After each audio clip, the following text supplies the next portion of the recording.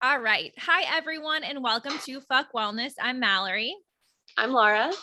And this is our third or fourth, not sure at this point, episode of August, where we're talking about outdoor spaces and access, education, adventure, etc. And we have a special guest today, someone that our co-host McKenna, who's not here, is very obsessed with. So unfortunately, she's not here for the interview, but it's a pleasure to have Lorenzo Buffa here. He is a former burnt out creative designer who moved to a cabin to work on mental health. I will also say that I did some very deep stalking today, and it is a very great Instagram account. Like, I got a little jealous. I mean, I'm sure we're going to talk more about it. Jealous of the actual work of design. Maybe we'll talk more about the life itself. But anyway, I would love, Lorenzo, for you to introduce yourself a little bit more. Everybody, thanks for having me on.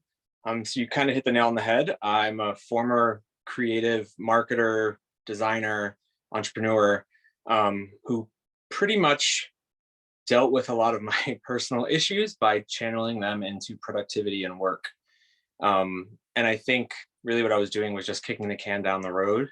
And now here I am, I'm down the road. I finally stepped away from the life I knew before. I bought a tiny little cabin in the Poconos in Pennsylvania, and I've been renovating it. And I think my philosophy is that I'm here to do the hard work by doing hard work, both emotional and physical.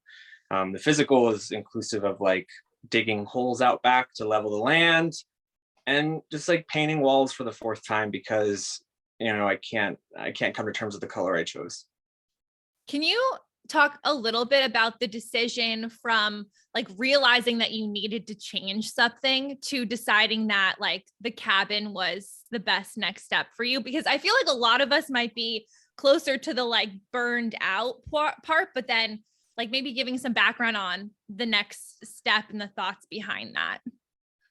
So for me personally, I've always had an interest in home renovation. As a kid, I would watch Bob Vila and This Old House. And, obviously I didn't have a ton of friends. I wasn't very popular based on my interest. And so I always had this dream of, having a place that I can make my own sanctuary. And I also have always liked and enjoyed nature. I grew up in a really small town in an apartment above a pizza shop that my parents had. So, the idea of having a yard or acreage or trees that were my own was kind of a big deal. Eventually in my 20s, as I got along in my career, a lot of my design work was inspired by nature, quite literally, integrating wood, marble, flowers, cork, natural materials. And, my intention professionally was to create to create an opportunity for people to connect with nature every day. And so the main endeavor I did was I had a watch brand, and the watches were made with wood, marble, flowers, and whatnot. And so this connection to nature has kind of been consistent. And then, needless to say, I think while the whole world was entering a pandemic, I was about 3 months into the worst period of my life, and I had a relationship that meant a lot to me fall apart. I was in the process of selling and exiting my business, which was a big part of my identity, for 7 years. It was winter. And I think that I learned that a lot of people who I kept close really support mental health until you exhibit poor mental health. And so that all led into the pandemic, and I was beyond isolated. I was really lucky. I did sell my business. Believe it or not, the day the business sale closed was the day that the shutdown happened here in Pennsylvania. And something cosmically was looking out for me, because I don't know how I would have maintained a fledgling business on top of all that emotional stuff, on top of what everybody felt with the pandemic going on. So the pandemic was happening, and I was just in such a bad spot. I wasn't working. I didn't need to work. Obviously I did okay in selling the business, and I just I didn't even have the capacity really to pull myself together, to work, to believe in myself, to submit, just to do it, to the hustle, the grind. a year into the pandemic, I said, okay, I need some kind of big change. Within that year, I made a number of big changes. The healthiest year I ever had was the year I was most depressed and miserable. And I took care of my health more than I ever had before. I was, getting this physique I always wanted. I still was able to have a sense of humor. Like, one of my favorite things about that time was that I really enjoyed the gym because nobody can tell you're crying. It That's looks like like you're doing a yeah, no hard one, workout. you can go swimming and no one tells that you're screaming. Like, Oh yeah, that's another good one. yeah. But what happened was everybody sort of chose their pods, and I realized I was a second or third tier kind of friend, and there was maybe space for me if things aligned. And that degree of isolation forced me to look at myself and ask myself, like, why am I not a favorite person to anybody, that I'm now alone in this pandemic, and now that my mental health took such a turn that my friends no longer knew even how to be there for me. And so I knew I needed a big change. And so I made all these big changes along the year, but going to the gym isn't big enough of a change. So I just bit the bullet. I was searching for an escape, and I found this cabin, and I bought it, and I moved out here. And this is the big change. I'm about 450 days in. That, I feel like so much of that is so relatable. Like, first, when shit hits the fan in life, I feel like it really hits the fan, like in like 5 different ways, where it's like, maybe I could have like taken one breakup and not 5 other shit hitting the fan activities at the same time. Like, that is so intense. There's a term for this, and it's called compounded grief. Wow. It's when you're still grieving or recovering or putting the pieces back together, and then something else happens, and then something else happens. And, by the time the 5th thing happens, you're not even fortified to believe you can still get through the first one. Oh, yeah. So, yeah. It's, yeah, that, I think that a lot of people, like, when I think about my pandemic experience, I'm like, okay, well, at least it was just like, sorry, there's a lot of noises happening here. Like, at least it was just like step by step. But I think that as I'm becoming more of an adult, it's like, okay, that was just like how it was. Now things are gonna hit you at whatever speed they're gonna hit you, and that is super relatable. To second thing, like, realizing that, I think close friends are who I would say would pick me up if I was in like the lowest like mental state ever. Like, I know that they would be there for me. But then there are also like, I have friends who are more of like auxiliary friends that I know that they wouldn't be able to show up for me like that, just because like that's not the connection that we have. And I think that would be really, really tough to just be like, wait, who do I have then? Who's here to actually be here for me? And if no one's stepping up, then like you have to do it yourself, which I think you've kind of done now, which is amazing that you've been able to do that. But I'm sure that was really tough. Well, the whole reason a gratitude journal works as like a skill, right? Maybe you write down 3 things you're grateful every day. It's because you put it front of mind. A lot of people, maybe they get to see their niece and nephew, and they're not writing something in the gratitude journal, but they have an experience that day or a moment with another person where they're feeling that sense of gratitude, whether it's conscious or not. Some people end up in really dire situations, which is what I was in. Didn't have a close relationship with my family. I didn't even have like a job with coworkers to make dumb jokes that I could laugh at. So when you don't have actual events and people to give you the emotional experience of gratitude, right? Then I believe you're lacking one of those core pillars. Yeah. And I think you need that pillar to be able to sort of overcome something. And I think a lot of people are very fortunate, and I have in the past battled a lot with envy for people who have strong familial bonds, for people who have long-term relationships, or for people who have friends they've known for 20 years. But there's a lot of people who don't. And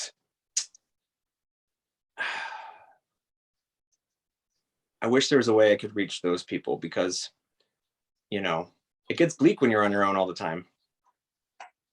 Yeah. Yeah. I was curious. I mean, presumably you are by yourself a lot now, right?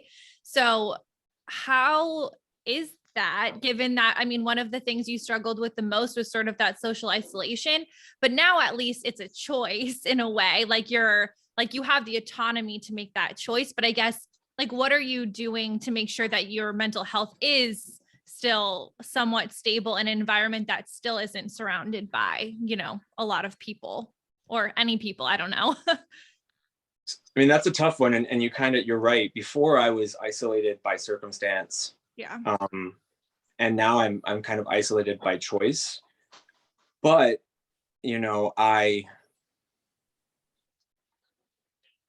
was a person who knew a lot of people, an extrovert, very social, but I kept a few very close. And, you know, those bonds are pretty much diminished or gone now, in part because I was in such a bad spot. I was like, traumatized people traumatize others. And my behaviors or communication style just didn't work for other people, because a lot of those things were built into how I operate and function. They're maladaptive behaviors. So I understand why people aren't there, but it also makes it hard because I don't have the same sense of community or friendship, chosen family that I built up in my previous life to come here and enjoy my garden with me. Yeah. So it's by choice, but it still sort of feels a bit by circumstance. And in part, I'm 35. So, you know, it's harder to make friends. I'm also kind of out in the middle of nowhere. And it's for sure, that's still a pretty serious challenge and battle for me out here. I still feel very lonely. It just hits different. And to be honest, I know we like to really hate on the internet, right? Like, the internet triggers people, gives people envy. I think for me, recording videos and sometimes being really silly gives me some sense of communication with the outside world, and gives me that hit of validation, and gives me like some degree of gratitude that okay, even if I'm out here and I'm sad a lot of the time and I'm alone, it's resonating with people, and maybe it's making a few people feel better. And so that's definitely a rewarding and surprise aspect. I didn't come out here intending to shoot and document. It just was a happy accident. Wow. So you were like, I'm going to go do this, and I'm going to, like, how did the whole video thing come to be? Because I feel like that is such a, I mean, one, like, I don't know. I think that like that, like, you can see so much of your personality through those videos that I'm kind of like, I don't know how we don't all just want to go like spend a weekend with you making random potions. Like, that sounds amazing. I want to do that. Because like, it's, I don't know, it's like, it does feel like a group of people. And when you open your comment section, it feels like a group of people. Like, that is like a community in a sense, but that's so fun that just happened. You know what it is that the volume of strangers who champion me and what I'm doing out here is phenomenal. But also, if you have low self-esteem and you look in the face every day that I'm actually just alone, most of my engagement is over the phone, that stuff just doesn't hit the same. And I know one day I will look back and really appreciate it. And I do appreciate it. You know, I get some of the nicest messages, like heartbreaking messages. My husband died 6 months ago, and I've just been at a loss. And I watched your video flipping a piece of furniture, and I went to their store, I bought it, and I flipped a piece of furniture, and I feel empowered, and I feel great. And thank you so much. And I'm just like flabbergasted that I don't know. I'm flabbergasted, but I'm also grateful that somehow I'm turning this challenging time in my life into something positive, slowly for myself, but in other ways for other people. And then to bring it back to the question, the recording aspect, I've kind of always been a pretty big documentarian. Also, if you suffer like certain types of trauma at certain points in your life, it affects the part of your brain, the actual part of your brain that you use for storing memory and memory recall. Mm-hmm. And if you're also let's say you've had some trauma and you've conditioned yourself to, I don't think there's anything wrong with it, but like if you condition yourself to be in a bit of a victim mindset, you condition your brain to remember the hard stuff with much more detail as opposed to the good stuff. And so I had a really rough upbringing. And so I've always been a documentarian so that I could have this kind of record of the good times. It's kind of a double-edged sword now because my life is so different. I think that record right now, I don't want to look back at because it's a little triggering of how things could have been and, you know, the friendships and the relationships that are gone. But, you know, I think it's a very Western idea to say you're going to be so much better off in the end because of this. It's that Oprah story. That hardship leads to something beautiful and you're going to be grateful for that hardship. No, when people say to me, I'm so jealous of you, I wish I could do what you're doing. My consistent response is like, at least internally, I might not comment it, is I don't think you'd want to have gone through the steps in life that actually led me to do something so drastic, because I don't know that it would be worth it for most people, because there's a lot of harm there done to me done to other people, a lot of identity stuff that happens. And you know, I think for me it's kind of just about taking it one day at a time, really, and trying to be consistently at neutral as opposed to I'm recovering, I'm healing, this is amazing, my life's going to be amazing. And the other end is, oh my gosh, you know, I'm sad, I'm alone, I'm 35, what happened to my life? You know, I'm trying to find this sort of center place. But it's a struggle. I mean, I'm 450 days in and like, I'm not healed, quote unquote, you know? So. Yeah. And there's no like correct trajectory, right? Like you're not always moving up in whatever emotional state you're in, and no one would expect anyone to be like that. But that is sort of to your point about like the Oprah complex, is it feels like, okay, if you have a really low point, it's always up from here, but it's not always. Like you're going to have ups and downs. And this kind of ties into a question I had, which was, and I feel like I had this reaction when I looked at your content, is like, I almost idolize it in a way. And I'm sure a lot of your followers do the same thing, where they almost have the envy for you that I'm sure like you felt in your life of like, wow, I want to be in a cabin doing all of this stuff. And I feel like you show, because of like the sped up videos, like it almost seems like so accessible for anyone to do. It like looks really like sexy, like, oh, living in a cabin all by yourself. But I know that there's nuance to it. I know you probably have the shittiest of days at times and times that you're feeling awful. So I guess, how do you kind of balance the like really like beautiful good days of getting to like live in a cabin in a beautiful area and getting to do these things that make you feel really good, with also that isolation, but then always the perception that people like seem to want this life that you are kind of working through? That was a big question, but that was a big one.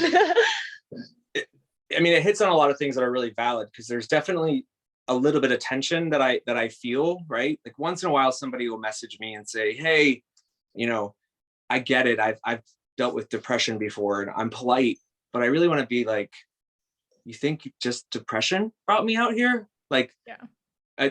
I don't know. You know, I get it. You don't know me, and I keep a lot of things close to my cards, but like, God, I wish it was just depression.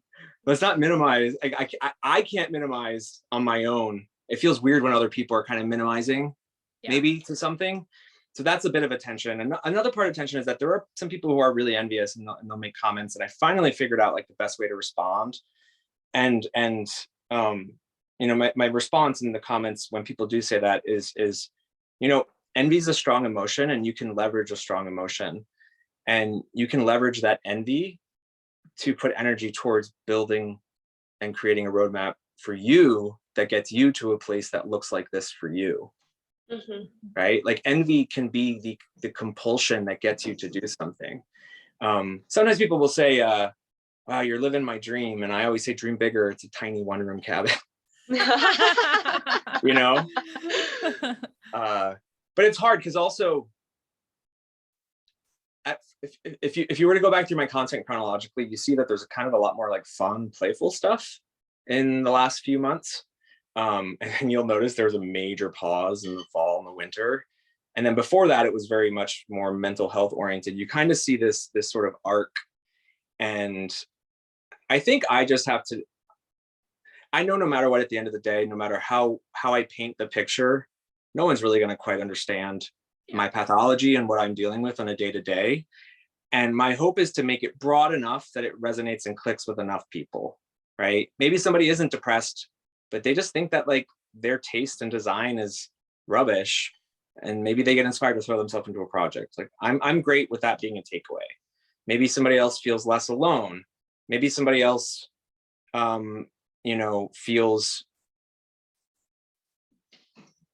feels that there's,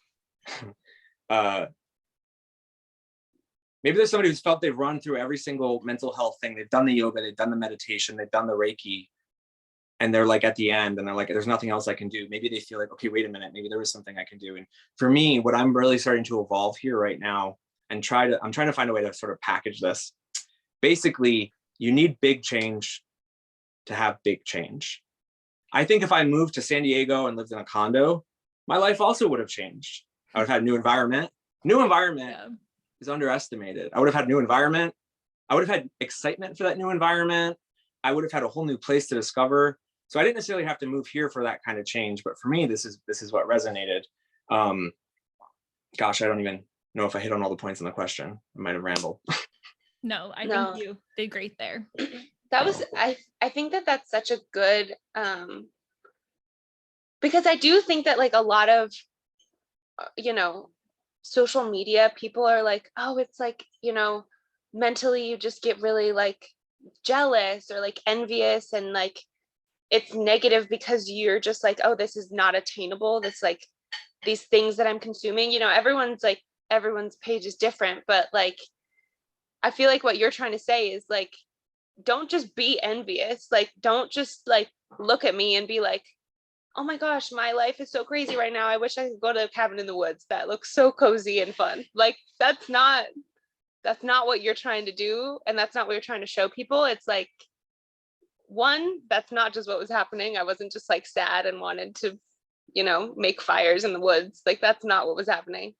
But also like, if you're in a really dark place, like you're able to do, just small things, maybe it's flipping a desk or like, changing your environment. Like, I think that like the action steps are really, really helpful, especially for someone like me, who's like, I am feeling a little stuck. And like, what are little things? Maybe it's not like, I'm not gonna do what your page is saying and what the videos in your page are doing, but like, maybe it's like elements of what you're doing that I can take away for myself.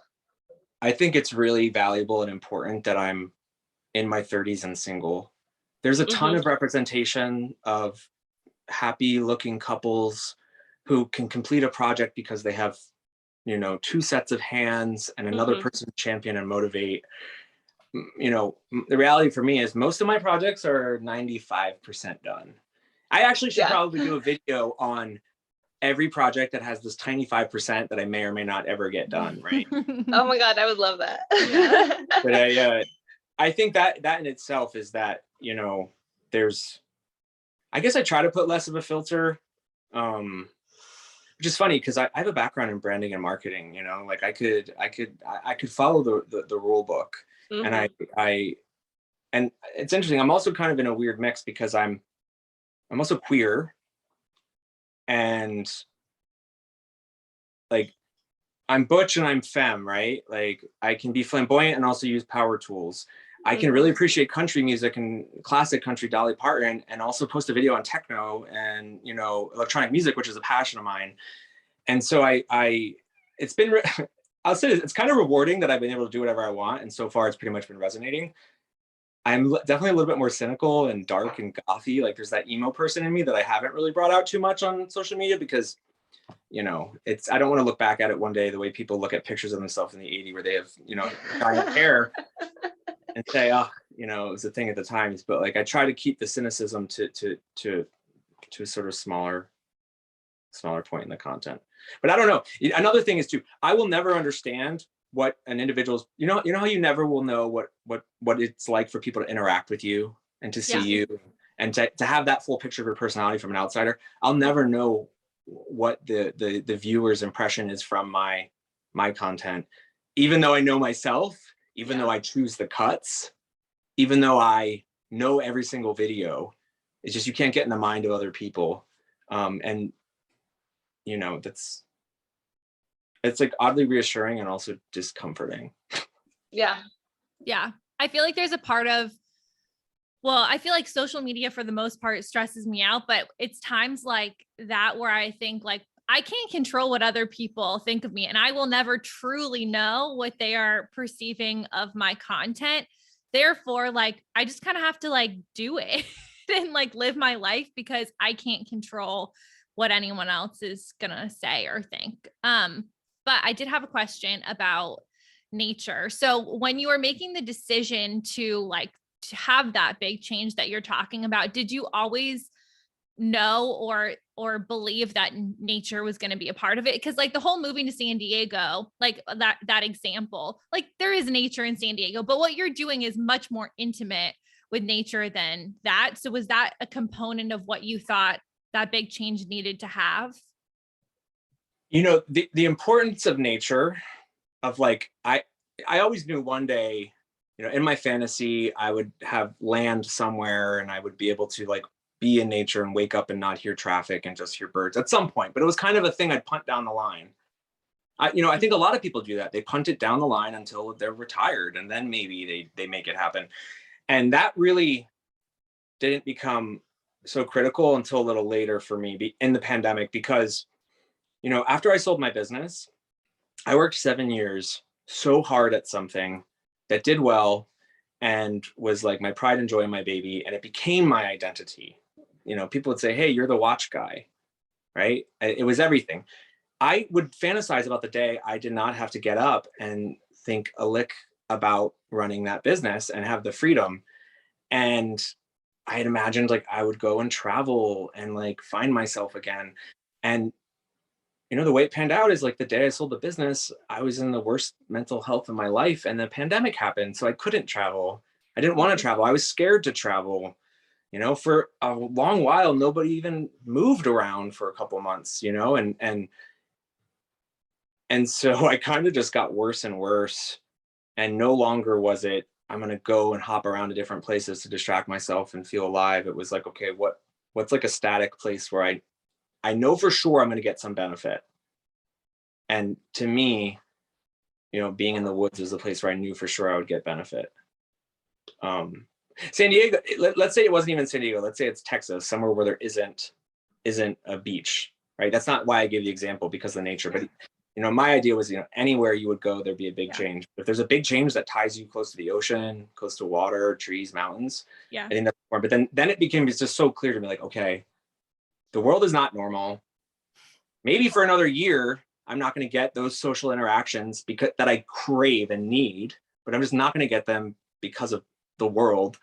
So let me go ahead and let me do it. Like, let me finally go move to the woods. And I think I'm starting a little bit to buy into that whole notion of, well, I guess it had to happen this way and maybe I'm okay with it, kind of thing. Mm-hmm. I resist it because I want to be clear. Like, not everybody has that success story. Sometimes those are the worst years of your life and will change you forever. Yeah. We don't talk about that. We talk about, oh, well, they were hard, but they change you because, you know, for every rainy day, you appreciate the sunny more. Okay, whatever. Like, take those, placate me another time. I think we diminish the power of something really hard and harmful and need to force it to be better psychologically, socially, so much that it actually makes it so much harder when you are stuck, because you just are like, why am I stuck? I'm supposed to overcome. And the truth is, like, maybe you never really overcome it. You just manage and live with it and find other things in life that make you happy, so that thing that was always so hard just becomes smaller on the timeline. Doesn't necessarily mean you ever overcame it. Yeah. And everyone's heart is going to look different, right? Like, I feel like this aligns generally with like something that you enjoy doing. You get a creative outlet, you're in nature. But for someone else, like maybe doing exactly what you did could have been the worst possible thing that they could have decided to do. And so it is, it is really interesting to think, like, reflect on like, what would be the fucking hard thing for me to do that would still be aligned enough with like my skills and things that I enjoy that it could help. And like, not that our only goal in life is to improve ourselves. I kind of, sometimes don't like that narrative, but just still thinking like, what is something really challenging that could help me learn about myself, even if it's like learning shitty things as well. For some people, it's opening up an animal rescue. Yeah. I could never do that. Hiking the Pacific Crest Trail, could be any of that. Yeah. Crazy hikers. That's a whole other thing. I love nature, but I'm a little bit more curated. Yeah. I like a casual, sweet hike. I don't need to like burn my calves and be exhausted. That's just me personally, but there's intense hardcore nature people, And that's like the challenge and hard that they choose. And for them, that is life-changing. But I think it's important too, like when you're looking at your life and thinking, wow, I want Lorenzo's life. Like I think that for a second. And then I think, well, I actually hate working with my hands. Like I don't like doing that. I'm not a very creative person. Like I think I would just be kind of miserable generally. Like I hate spiders, all of your spider posts. I'm like, can't look at that. It's like, you really do have to know yourself enough to choose the hard that will meet your needs. It's funny. I don't think I really did many videos on poison ivy, but poison ivy has been a staple for me out here, and I'm allergic, highly allergic. And my stories on Instagram, as opposed to like videos, like constant post. Oh, a lot of people saw like the saga of getting poison ivy, treating it, having it for 2.5 months. Oh my God. Eventually, finally digging everything up. But I'm pretty confident that gave people a little bit more of an insider perspective, and maybe it curved their jealousy a little bit. Yeah. Oh my gosh. Where did cabin fruit come from? The name. So, my first video I put on TikTok, and my username was cabin queer, and I identify as queer, and I have for quite a long time, because to me, queer, it goes beyond being gay. It ties into a sort of political and social ideology and thought practice. I'll put it this way: like, gay people wanted to fight for marriage. Me as a queer person, at that time, I was saying, why are we not fighting to abolish marriage? Why are we not? Let's queer this argument. Let's take it a step further. Or, why are we going to give something to a small group of people? Let's sort of try to dismantle it. And so cabin queer was my username. And it also reflects a lot of like my past, my younger years. I'm 35, and my early 20s, I was a part of like a lot of radical queer political organizations and groups and communities. And as my account started ticking up, I found that more of my audience was like heterosexual and female than I ever thought. And so I decided effectively to like rebrand to cabin fruit, which at the time I struggled a lot with. I was like, wait a minute, but am I like hiding a part of my identity? And I was like, no, like the way I talk, the way I move, somebody watches 3 or 4 of my videos, they're going to get that I don't necessarily choose to align to like masculinity or traditional whatever. So yeah, so it became cabin fruit, which also works in a lot of ways, right? Like if I'm having a hard day, sometimes just go for the low-hanging fruit and get something small done. I'm here for the fruits of my labor. There's a lot of sort of language and I have like a bunch of lists of taglines and sayings that I want to sort of drop in here and there. I'm a little too inconsistent with it, but I think there's like a lot of breadth to it. Not breath, is that what I mean? Yeah, breath, like breath to the potential of how you can extrapolate fruit creatively and conceptually. Wow, that's so interesting. I think it's so like, so you said that you had studied like branding and marketing, right? Mm-hmm. So it's kind of like, in some ways with your content, it's like, it's kind of like choosing like, okay, so this is a part of myself that like talking about being like multidimensional as like a queer person. Like I am feeling more masc or more femme today. Like there are different like elements that you're showing that maybe like, I think that honestly like queer content loves to be like, I am this thing and like this is my brand. So I love that it's like, you know, you're like sliding in and out of different groups like that. But I think it's really interesting that in some ways it was like, okay, so cabin queer is like what I'm feeling, but this is also what I'm feeling. So I'm gonna just do a little shift because like in a maybe a branding and marketing brain, you're like, this is maybe gonna help me a little bit, but I'm still gonna choose to ignore my branding marketing brain in other ways, if that makes sense. Like I think that's really interesting. 100%. And here's the reality is like, I'll get really nice messages from what I assume are cis straight guys. And they're like, hey bro, what you're doing is really cool. And it's so sweet to me to like get that. And I've made friends online with a few people who like, you know, I know like they have kids, they're a father. And I think if like I had queer in the name, it would in a way make some people choose to be, oh, well, this isn't really in my lane, so I'm maybe not going to follow, you know? And I think by reducing that barrier to entry, there are people who maybe don't know a lot of queer people, or people who just men struggle internally with cultural masculinity, the fact that like men can't cry and you have to be X, Y, and Z, and you know, there. I think this opens the door for even like heterosexual, really butch straight guys. And I have a lot of Trump supporters who follow my stuff, believe it or not. Okay. Yeah, like real departures from who I am. Words. No. They can tap in and take something from it. Yeah. And that's kind of awesome because I, you know, it's kind of awesome, you know, like I'm happy about that. You know? Yeah. I think I like that it's almost like someone might come across your page being like, you know, more of like a cis het lumberjack man and get to a fifth video where they're feeling connected to you. Yeah. And that's when it's like, oh, okay, like Lorenzo is queer. That's interesting. Let me like keep watching and see what that's about. Like, I think that I really like that idea. I also have a lot of older retirees. Yeah. And that's just so amazing. It'll be like Bertha in Minnesota. She's checking in with me every couple months. I see her comments and I'm just like, how is any of this even connecting with it? It feels special. Yeah. You know what I mean? I think if I were to get everybody in a room, I think people would be surprised as to the diversity of the people.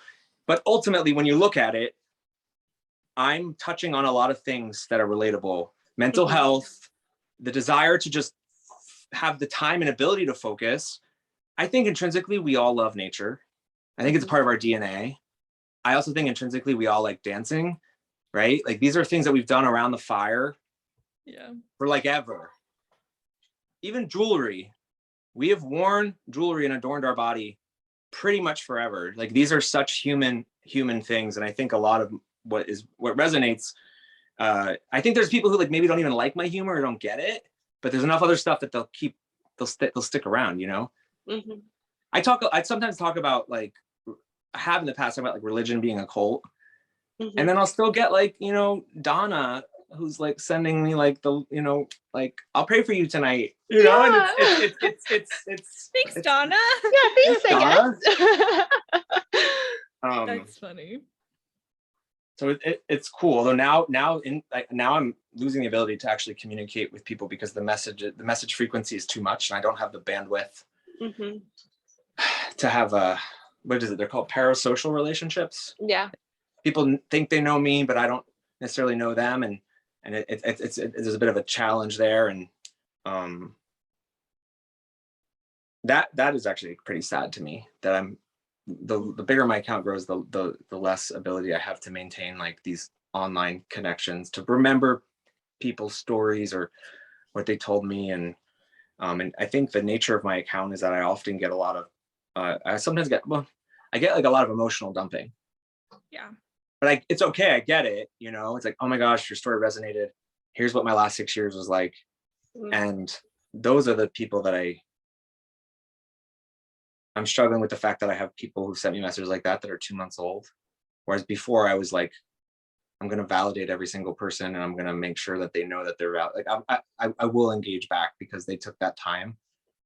So it's weird feeling like a normal, quote unquote, normal person who now is getting this kind of energy sent at him. Mm-hmm. Yeah. What are some things that people would not know about your life right now by watching and following your Instagram really closely? I watch a lot more TV than I should, and I'm sad about that. And I recently read something about TV addiction, and the main reason people are addicted or slip into the habit of watching TV at night or having TV on and news in the morning is because it fills the void of being lonely.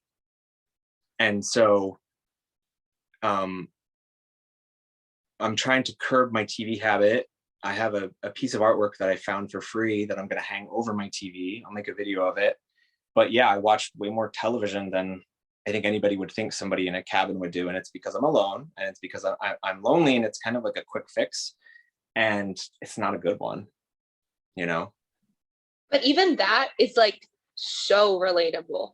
Thinking about how much, like, not so much in this phase of my life, but like in the past when I have been lonely, like the crutch is television, like it's, or other distraction, Or like noise, social like, media, like yeah. just having always a stimulus, because it's Yeah. like, well, there's no one here to talk to, or I just don't want to talk to anyone. Or Like, I don't want to hear my thoughts right now. no, yeah, I don't want to talk to myself. So like that is so relatable. And I think that, that's not, I don't know. I should probably touch on that actually, because it is a realistic aspect. You know, a lot of people say, I don't think I could ever do that, because they're thinking about those creature comforts. Mm-hmm. Like, I have TV, I have the internet, obviously. You know, but it's a habit that I've been meaning to curb pretty much since last winter. And I have now, in the sense that there's more daylight and I'm outside more. But like, the idea is that at night I make a cup of tea and I sit by the window and I open up a Jack Kerouac book. That's not reality. Right, yeah. That's not reality. I'm tired. I don't want to read that. I want to watch something. I want to watch Forensic Files and, like, you know, enjoy some true crime, because it like completely removes me from my life. Mm-hmm. You know? Yeah. It's funny. Escapism when you're already living an escapist lifestyle. Yeah. Double. Yeah. I mean, I think that given that you don't have a ton of like connection points, I think it makes a lot of sense that is something that you find comforting. So I think your frame of that being such a bad thing, like, I get why you want to reduce it, but I also think you should give yourself some grace that that's a very normal thing to want when you're in that environment. Well, you know what it is that I think a lot of people, including myself, are like, oh, well, I would have written 3 books by now if I was out there. I'm going to tell you, I've been wanting to write a book for years. Here I am at night. Instead of typing up a book, I'm like sitting in front of the boob tube. So I think it's very normal, but also there were times in my life where I didn't watch TV at all. And like, I want to get back to that, because then maybe I increase my chances of writing that book. Yeah. I mean, and I think you can do that in small ways. Like, I know with my partner, we decided that we can watch like one episode while we eat dinner, and then after that we have to find something else to do. So just setting like, because I don't think the solution is like no TV, because that is a comfort for you and you're not in like the most comfortable environment in the whole world. So that makes sense. So like setting those like small sort of goals, I think would Well, be boundaries, right? Like a lot of people Yeah. who have personal issues have a hard time with boundaries. And yeah. it's funny because a big part of what's nice out here is that I'm untethered right now in terms of work, in terms of a schedule, which has allowed me to like build my garden really organically. I'm like, oh, okay, I didn't finish it today, it'll get done tomorrow. I still have that pressure, right? But I'm not having to institute that many personal boundaries. Yeah. And I think in part that makes it even easier for me to slide into watching TV at night and not really like nipping it in the butt, but it's fine. We pick and choose our battles, right? Like I eat meat, but I also recycle and upcycle and buy used. And I can sleep at night knowing like I've done, we all do our own math. Yeah. They cancel each other out.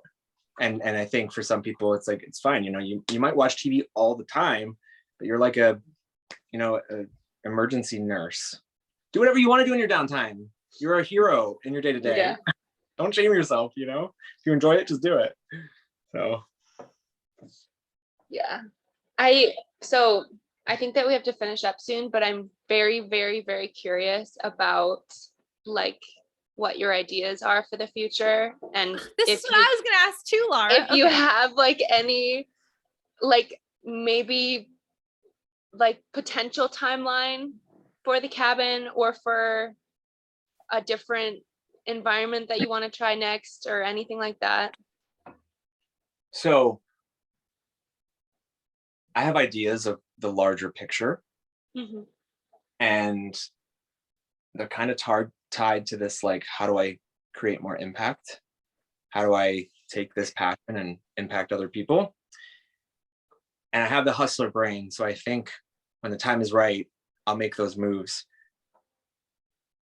But I will tease this. There's something pretty big on the horizon that will be a major pivot point that will basically force my hand at making those other things I just spoke about a minute ago happen. A big opportunity. My mind's like, what's happening? Okay. Wow, I'm excited for that. That or I get eaten by a bear. I don't know. That or getting eaten by a bear. Yeah. What do you have? Mountain lions? I'm more scared of those. I think we do. I haven't seen any. Okay. We've got turkeys, deer, raccoons. We have a thing called a fisher cat. It's like a big weasel that screams in the middle of the night in the woods. It's terrifying. Sounds cute. Sounds so cute. Laura, you should get one. Yeah. You would do really well in Colorado. Yeah. Lorenzo, we're kind of wrapping up here. So what are some things that you are really enjoying about your life right now, feeling really grateful for? And what are some things that you feel like you're still struggling with or processing? I'm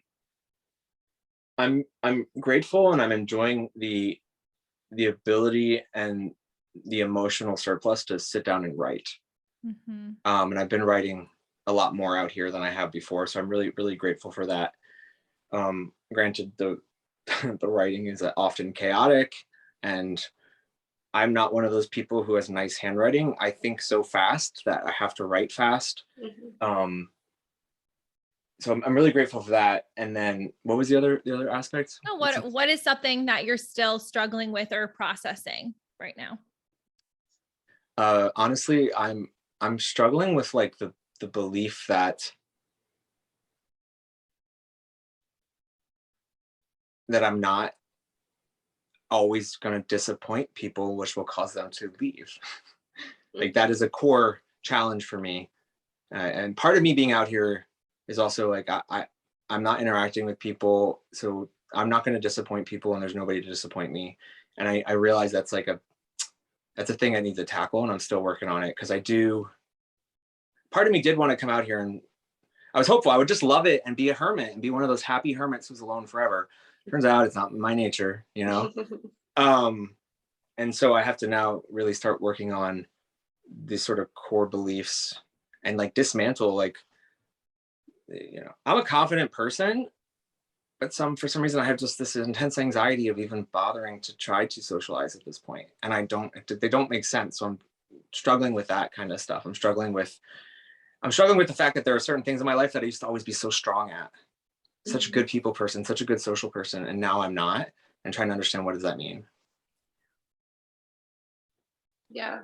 It's so much like easier when there's like a fear point to just be like, oh, well, I can't even do it because I'm out here all alone. Like, I'm not even gonna, you know, put myself in the vulnerable position of trying to socialize or make friends in person because I'm here and this is my life and this is what I chose right now. So not only that, it's like when trust gets impacted so strongly, you begin to not know how to trust your own decisions. And the best example I can give during the pandemic, when things were at their worst for me mentally, I was at the grocery store and I was stuck between two brands of toothpaste. 10 minutes, I could not decide. I just finally got one. I went home. I was so anxious that I made the wrong choice. I went back and bought the other toothpaste. And I later on was like, why would I do that? Like what?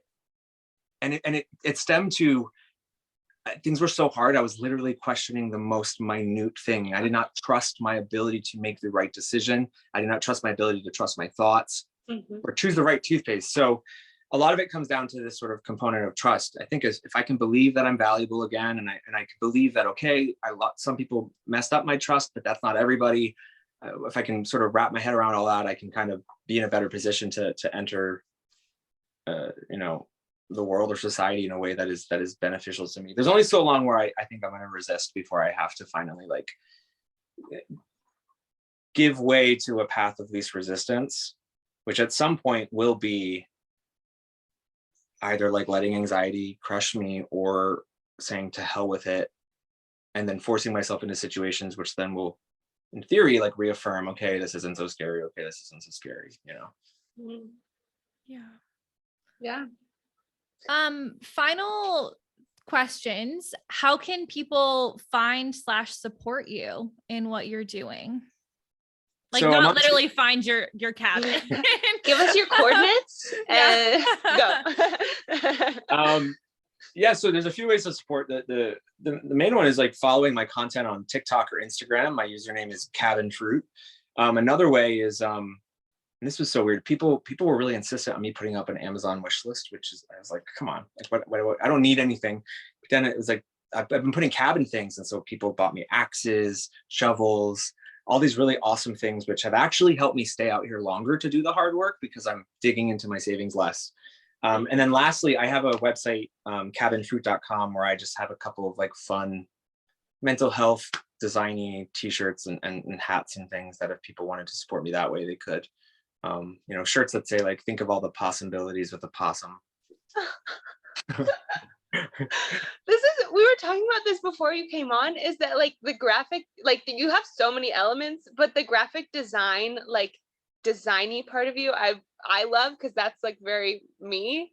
And that's so cool that you have like freaking gear.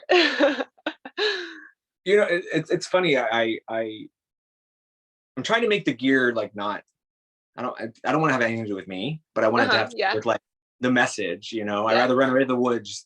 I want it to be cool stuff that people would want to wear. I don't really wear branded things. And actually the shirt I'm wearing now is it's like a sleeping shirt, but it's like an animal group, Yeah. I would never buy this shirt. I would buy a shirt with like a cute kitten on it and like hang in there or something. And I think that's kind of what the stuff is that I yeah, a nature joke. It is like kind of you branded, but not. Yeah, pretty much. Yeah. You're right.